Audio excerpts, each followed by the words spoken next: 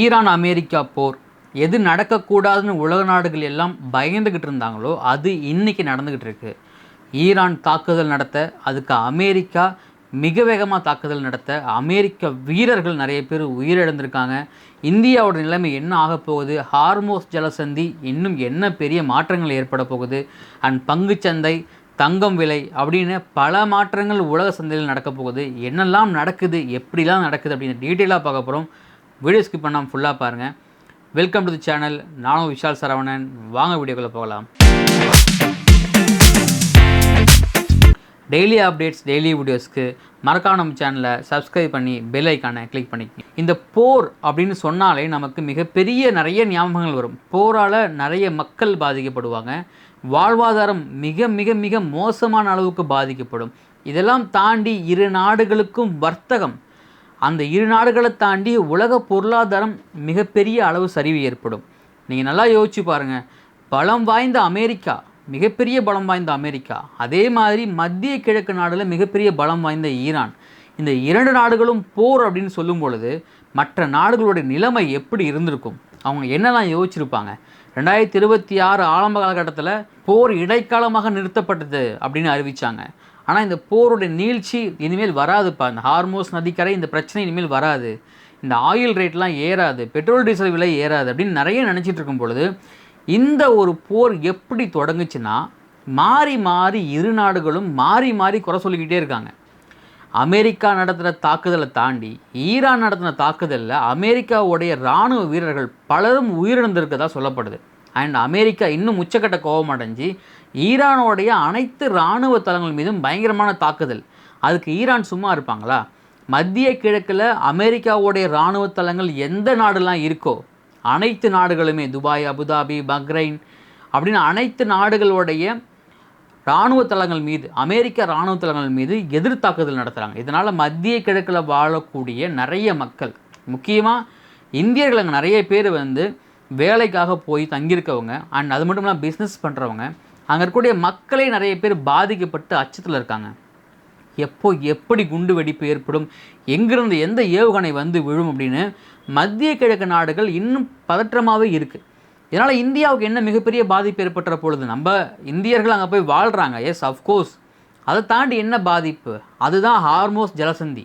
உலக நாடுகளில் 5% 1% அந்த ஹார்மோஸ் நதிக்கரை வழியாக தான் போக்குவரத்து, கப்பல் போக்குவரத்து, அதில் ஆயில் பிஸ்னஸ் மிகப்பெரிய அளவுக்குள்ள இருக்குது.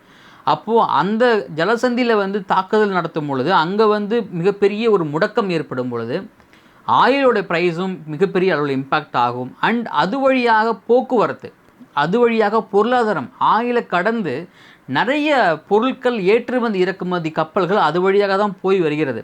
அப்போ அந்த ஒரு போக்குவரத்தும் தடைபடும் பொழுது இந்தியா மாதிரி இறக்குமதியை நம்பியிருக்கிற பல நாடுகள் இதில் பாதிக்க ஏற்படணும் அப்படிங்கிறாங்க. இப்போ ஆயில் ப்ரைஸ் ஹைக் ஆச்சுன்னா நமக்கு என்ன நடக்கும் அப்படிங்கிறது, தங்கம் விலை மீண்டும் அந்த மிகப்பெரிய ஹைக் போகும். இப்போ தங்கம் விலை படிப்படியாக சரிஞ்சுக்கிட்டே வந்தாலுமே இந்த போர் பாற்றத்தால் தங்கம் விலை மிகப்பெரிய அளவுக்கு உயரும் அப்படிங்கிறாங்க. ஒரு கிராம் 20,000 வரைக்கும் போகும் அப்படின்னு சொல்கிறாங்க. அண்ட் அது மட்டும் இல்லாமல் இந்த கச்சா எண்ணெயோடைய ரேட், அந்த பேரல் ரேட் இன்றைக்கி 85 மில்லியன் இருக்குது. அப்போ அது 100 போகும் அப்படிங்கும் பொழுது அப்போ ஆட்டோமேட்டிக்காக கச்சா எண்ணெயை டிபெண்ட் பண்ணியிருக்கக்கூடிய பெட்ரோல் டீசலுடைய விலை அதிகமாக உயரும். அண்ட் பங்கு சந்தைகளில் மிகப்பெரிய முதலீட்டாளர்களுக்கு சரிவு ஏற்படும். அண்ட் அது மட்டும் இல்லாமல் உலக பொருளாதாரமே இதில் மிகப்பெரிய சூழ்ச்சியில் மாட்டிக்கும் அப்படிங்கிறாங்க. அண்ட் இதனால் கண்டிப்பாக பெட்ரோல் டீசல் விலை அண்ட் கச்சா எண்ணெயோட விலை, தங்கத்துடைய விலை அப்படிங்கும் பொழுது இது வியாபாரிகள் மற்றும் பிஸ்னஸ் மேன்ஸுக்கு மட்டும் கிடையாதுங்க, நடுத்தர மக்கள் அண்ட் அது மட்டும் இல்லாமல் இதுக்குனால் பாதிக்கப்படக்கூடிய அத்தியாவசிய பொருட்களுடைய விலை உயர்வு ஏற்படும். அப்படி விலை உயர்வு ஏற்படும் பொழுது ஆட்டோமேட்டிக்காக சராசரி மக்கள் மேலே இதனுடைய பாரம் விழும். இதனால தான் உலக நாடுகள் மிகப்பெரிய பயப்படுறாங்க. அண்ட் ஈரான் என்ன சொல்கிறாங்கன்னா, இதிலிருந்து ஆரம்பித்தது அமெரிக்கா தான், இந்த போரை ஆரம்பித்தது அமெரிக்கா தான், அமெரிக்கா இந்த போரை நிரந்தரமாக நிறுத்துகிறாங்க அப்படின்னா கண்டிப்பாக நாங்கள் அதுக்கு ஆதரவாக இருப்போம் அப்படின்னு ஈரான் சொல்கிறாங்க. ஆனால் அமெரிக்கா என்ன சொல்கிறாங்கன்னா, நாங்கள் முதல்ல ஆரம்பித்தது ஈரான் தான், அதுக்கான விலையை ஈரான் கொடுத்து தான் ஆகணும், அவங்க பண்ண மிகப்பெரிய தப்பை இந்த போரை திரும்பவும் ஆரம்பிச்சு தான், நாங்கள் யாருன்னு காட்டக்கூடிய நேரம் வந்துருச்சு. ஆனால் அது மட்டும் இல்லாமல் ஈரானுடைய அந்த மிசில்ஸ் நிறைய வந்து அமெரிக்க இராணுவ வீரர்களுடைய உயிரை பறிச்சிருக்கு. இதனால் டொனால்ட் ட்ரம்ப் மிகப்பெரிய கோபம் அடைஞ்சு இன்னும் தாக்குதல் வீரியமாக நடத்தும்னு சொன்னதால் நிறைய ஏவுகணைகள் ஈரான் மீது ஈரானுடைய ஏவுகணை தளங்கள் மீது தாக்குதல் நடத்துது. இதோடைய எக்ஸ்ட்ரீம் லெவல் என்ன ஆகும்னா, மக்கள் வசிக்கும் பகுதியில் தாக்குதல் நடத்த நிறைய வாய்ப்புகள் இருக்குது. இதுக்கு முன்னாடி நடந்த போர்களில் நிறைய அப்படி நடந்ததால தான் நிறைய உயிரிழப்பு ஏற்பட்டுச்சு. ஈரானுடைய முன்னாள் சுப்ரீம் லீடர் வந்து கொல்லப்பட்டார். அண்ட் அது மட்டும் இல்லாமல் நிறைய அப்பாவி மக்களுடைய உயிரும் போணுச்சு, இராணுவர்களுடைய உயிரும் போணுச்சு. அண்ட் வாழ்வாதாரம் மிகப்பெரிய அளவுக்கு ஈரானில் பாதிக்கப்பட்டுச்சு. அண்ட் ஈரான் அதுக்கு நேர் எதிர்மாறாக மத்திய கிழக்கு நாடுகளில் சுற்றி இருக்கிற மக்கள் இருக்கக்கூடிய பகுதிகளில் தாக்குதல் மேற்கொண்டாங்க. ஸோ இது எல்லாம் நீழ்ச்சி அடைஞ்சதுன்னா இது 3ஆம் உலகப் போருக்கு மிகப்பெரிய ஒரு எடுத்துக்காட்டாக அமைஞ்சிரும். 3ஆம் உலகப் போர் அப்படிங்கிறது மற்ற நாடுகள் எதுவுமே விரும்ப மாட்டாங்க. இதுக்கு இடையில் வந்து மத்திய கிழக்கை சார்ந்த 10 நாடுகள் என்ன பண்ணியிருக்காங்கன்னா, ஒரு தீர்மானம் ஒன்று போட்டிருக்காங்க. அந்த தீர்மானத்தை போட்டு அமெரிக்காவுக்கும் ஈரானுக்கும் அமைச்சிருக்காங்க. அதாவது இடைக்காலமாக போர் நிறுத்தம் பண்ணணும், ஒரு 10 நாட்களுக்கு இடைக்கால போர் நிறுத்தம் பண்ணணும். அப்படி பண்ணாதான் இங்கே இருக்கக்கூடிய சூழலை சரி பண்ண முடியும் அப்படின்னு. ஆனால் அதையெல்லாம் கண்டுகொள்ளாமல் ஈரானும் அமெரிக்காவும் நீங்கள் தீர்மானம் போட்டு கொடுத்தாலும், நீங்கள் என்ன தான் வலியுறுத்தினாலும் நாங்கள் பண்ணுறதை பண்ணிக்கிட்டு தான் இருப்போம் அப்படின்னு அவங்களுடைய அந்த இராணுவத்தோடைய அந்த செயல்பாட்டை தொடர்ந்து அதிகரிச்சுட்டே இருக்காங்க. நாளுக்கு நாள் அது வந்து இன்க்ரீஸ் பண்ணிக்கிட்டே போகிறாங்க. இதனால் மத்திய கிழக்கு நாடுகள் மிகப்பெரிய பதற்றம் அடையுது. இந்த பதற்றத்தால் மற்ற நாடுகளும் மிகப்பெரிய அளவுக்கு பாதிக்கப்படும் அப்படிங்கிறது தான் இது இப்போ நடக்கக்கூடிய மிகப்பெரிய உண்மை. இந்த போருடைய செய்திகள் வந்து பார்த்திங்கன்னா நாளுக்கு நாள் வந்து மாற்றம் அடைஞ்சிக்கிட்டே இருக்குது. அண்ட் இந்த பக்கம் அவங்க பாதிக்கப்படுறாங்க, அந்த பக்கம் இவங்க பாதிக்கப்படுறாங்க அப்படின்றது. பட் அந்த ஹார்மோஸ் ஜலசந்தி அப்படிங்கிறது தான் இங்கே மெயினாக பார்க்கப்படுது. இதனால தான் இந்த போர் மிகப்பெரிய உச்சத்துக்கு அடைஞ்சிட்டு இருக்கு அப்படின்னு.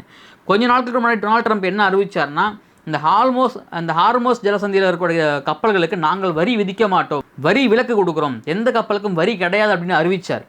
ஆனால் அது வந்து மாற்றி திரும்பவும் அறிவித்தார். இப்போ ட்ரம்ப் அவர்களுடைய மாற்றி பேசுகிறதால இந்த போர் இன்னும் அடுத்த லெவலுக்கு போகுதோ. அண்ட் ஈரானும் அதுக்கு வந்து மிகப்பெரிய அளவுக்கு ஒரு ஸ்டஃப் கொடுக்குறாங்க. என்னதான் அமெரிக்கா பொருளாதாரத்தில் மிகப்பெரிய நாடாக இருந்தாலுமே, மிகப்பெரிய இராணுவ படைகள் வச்சுருந்தாலுமே, ஈரானும் சாதாரணமாக கிடையாது. அவங்கக்கிட்ட நிறைய ஏவுகணைகள் இருக்குது. அன்றைக்கி ஏவுகணைகள் வீரர்கள் அப்படின்னு அவங்களுக்கு மிகப்பெரிய சப்போர்ட் ஒன்று இருக்குது. ஸோ அதனுடைய வெளிப்பாட்டில் தான் ஈரான் வந்து ரொம்ப தயங்கி நிற்காமல் நேராக முன்னேறி போய் அடிச்சுக்கிட்டே இருக்காங்க. இதுதான் அமெரிக்காவுக்கு மிகப்பெரிய தலைவலியாகவும் போய் முடியுது. அமெரிக்கா நினச்சிக்கிட்டாங்க நம்ம மிகப்பெரிய இராணுவ பலம் கொண்ட நாடு, மிகப்பெரிய பொருளாதாரத்தில் பெரிய நாடு, நம்ம அடித்தோம் அப்படின்னா கண்டிப்பாக திருப்பி அடிக்க மாட்டாங்க, அப்படியே திருப்பி அடித்தாலும் எத்தனை நாளைக்கு அடிக்க போகிறாங்க அப்படின்னு அவங்களுடைய ஈரானை தப்பாக மதிப்பீட்டு பண்ணது தான் இன்றைக்கி ஈரானோடைய அந்த காம்படிஷனில் அவங்க வந்து ஈக்குவலாக நிற்கிறதுக்கு மிகப்பெரிய காரணம். நீங்கள் இதே முன்னாடி ரஷ்யா உக்ரைன் போர் எடுத்து பாருங்கள். உக்ரைன் மிகப்பெரிய அளவுக்கு பாதிக்கப்பட்டுச்சு. அவங்களால எதிர்த்தாக்குதல் பெருசாக பண்ண முடியல. ரஷ்யாவுடைய கை ஓங்கி தான் இருந்தது.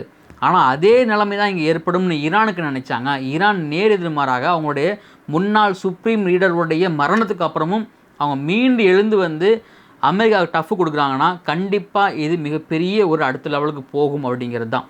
இன்னமும் நிறைய நாடுகள் என்ன நினைக்கிறாங்கன்னா, இந்த போர் அடுத்த லெவலுக்கு போகக்கூடாது, இந்த போருடைய முடிவு கண்டிப்பாக வரணும், இது அடுத்த லெவலுக்கு 3ஆம் உலக போர் அப்படிங்கிற கணக்குக்கு போயிடுச்சு அப்படின்னா இங்கே நிறைய அமெரிக்காவை சுற்றி இருக்கக்கூடிய நாடுகள் ஒரு பகுதியும், ஈரானை சுற்றி நாடுகள் ஒரு பகுதியும் சார்ந்து நடுநிலை நாடுகள், இந்தியா மாதிரி நடுநிலை நாடுகள் தான் மிகப்பெரிய அளவுக்கு பாதிக்க ஏற்படும் அப்படிங்கிறாங்க.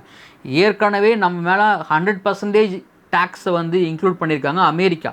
ஏன்னா நம்ம வந்து ரஷ்யாவிடம் வந்து எண்ணெய் வாங்குகிறோம் அப்படிங்கிறதுக்காக. அண்ட் இந்த நிலைமை இன்னும் நீடிச்சதுன்னா நம்ம மேலே இன்னும் பாரத்தை ஏற்படுத்தி இன்னும் விலையேற்றத்தில் ஏற்றுமதி இறக்குமதி விலையேற்றத்தை இன்னும் அதிகரிக்க முடியும். அண்ட் இந்த 3ஆம் உலகப் போர் அப்படிங்கிறது இந்தியா மாதிரி வளர்ந்த நாடுகளுக்கு, அதாவது பாப்புலேஷனில் மிகப்பெரிய நாடுகளுக்கும் வளரக்கூடிய நாடுகளுக்கும் இறக்குமதியை மிகப்பெரிய அளவில் நம்பியிருக்க நாடுகளுக்கும் அண்ட் எண்ணெய் கச்சா எண்ணெய் போன்ற இறக்குமதியை இது மிகப்பெரிய ஒரு அடியாக வந்து விழும். ஸோ பொறுத்திருந்து பார்க்கலாம் இந்த போருடைய நீழ்ச்சி எந்த அளவுக்கு இருக்க போகுது, ஈரான் அட்டாக் என்ன அளவுக்கு பண்ண போகிறாங்க, அமெரிக்காவுடைய பதிலடி எப்படி இருக்க போகுது, டொனால்ட் ட்ரம்ப் என்ன பண்ண போகிறாரு, அண்ட் நம்மளுடைய இந்திய பிரதமர் என்ன முடிவு எடுக்க போகிறாங்க அப்படின்னு பல செய்திகள் டெய்லிக்கும் இந்த அப்டேட்டை நம்ம கொடுக்கறதுக்கு ரெடியாக இருக்கும். அண்ட் ஒவ்வொரு முக்கியமான நிகழ்வுகள் நடக்கும் பொழுது ஸோ உங்களுக்கு உலக செய்திகளாக இருந்தாலுமே சரி, இல்லை மற்ற செய்திகள் நீங்கள் வந்து விரிவாகவும் தெளிவாகவும் பார்க்கணுன்னா கண்டிப்பாக நம்ம சேனலை சப்ஸ்கிரைப் பண்ணிக்கோங்க. இந்த வீடியோ பற்றி கருத்துக்களை கமெண்ட்டில் பதிவு பண்ணுங்கள். இந்த போர் ஆரம்பித்ததுக்கு யார் காரணம், அமெரிக்காவா இல்லை ஈரானா அப்படிங்கிற கருத்துக்கள் கமெண்ட்டில் பதிவு பண்ணுங்கள். இந்த வீடியோ பிடிச்சிருந்தா உங்கள் ஃப்ரெண்ட்ஸ் ஷேர் பண்ணுங்கள், லைக் பண்ணுங்கள், முடிஞ்சால் ஹைப் ஒன்று பண்ணுங்கள். டெய்லி வீடியோஸ்க்கு மறக்காம சேனலை சப்ஸ்கிரைப் பண்ணி ஃபாலோ ஒன்று பண்ணிக்கங்க. மீண்டும் அடுத்த சந்திக்கிறேன். நான் உங்கள் விஷால் சரவணன். நன்றி, வணக்கம்.